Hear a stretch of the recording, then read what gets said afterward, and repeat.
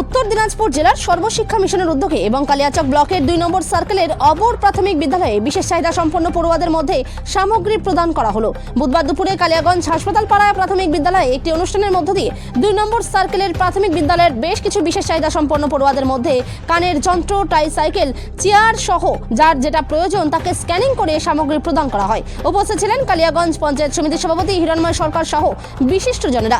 সামগ্রী পেয়ে খুশি বিশেষ চাহিদা সম্পন্ন পড়ুয়াদের অভিভাবকেরা।